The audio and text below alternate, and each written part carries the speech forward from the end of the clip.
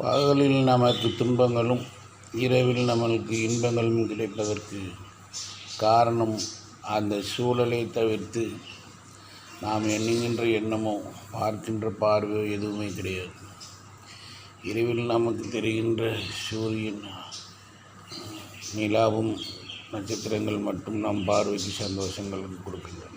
மித்த உருவங்கள் நமக்கு தெரிவதில்லை.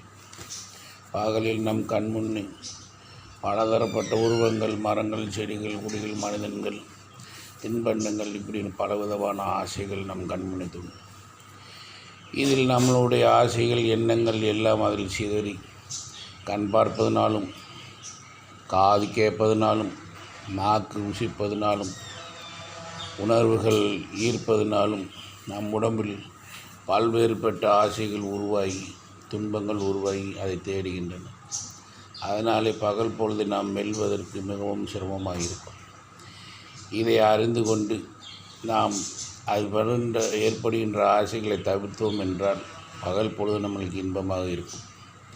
எனவே இரவையும் பகலையும் இரவாக்க எல்லோரும் முயற்சிப்போம். இறைவனுடன் அருள் பெறுவோம். ஓம் நம சிவாய, ஓம் முருகாய, ஓம் விநாயகாய, ஓம் சக்தியாய, ஓம் நமோ நாராயணாய, ஓம் கற்பகலவாய், ஓம் தாய் தந்தையராய், போற்றி போற்றி போற்றி போற்றி.